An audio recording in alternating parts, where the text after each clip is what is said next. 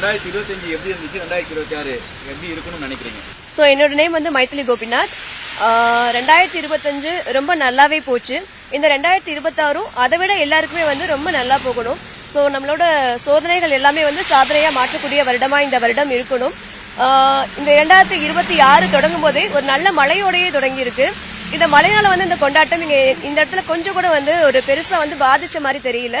காவல்துறையும் வந்து ரொம்ப நல்லாவே வந்து சிறப்பான பாதுகாப்பு ஏற்பாடுகள் எல்லாமே செஞ்சிருந்தாங்க. கொஞ்சம் இடத்துல மட்டும் நமக்கு வந்து இந்த மழைனால வந்து டிராபிக் மட்டும் ஜாம் ஆயிருந்துச்சு. அதையும் உடனே வந்து காவல்துறை வந்து சரி பண்ணி கொடுத்துட்டாங்க. நன்றிகள் கருணைக்கு எப்போதுமே புத்தாண்டுனாக்கா எல்லா இடத்துலையும் வந்து டான்ஸ் கின்ஸ்லாம் இருக்கும். இந்த மழையினால கொஞ்சம் பாதிச்சதா எப்படி இருந்துச்சு? இல்ல கரெக்டா 2026 தொடங்கும் போது மழையும் ஸ்டார்ட் ஆயிடுச்சு. அதனால வான வேடிக்கைகள் மட்டும்தான் வந்து பண்ண முடிஞ்சு. யாரும் வந்து ரோட்ல இறங்கி டான்ஸ் பண்றது சாங் பண்றது அந்த மாதிரி பண்ண முடியல. ஏன்னா அவ்வளோ மழை இருந்துச்சு.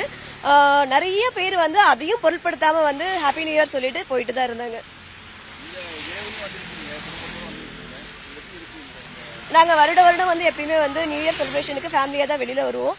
பட் இவ்வளோ மழை இருக்கும்னு நாங்கள் எனக்கு எதிர்பார்க்கல. வரதான் மழை வர ஆரம்பிச்சிச்சு.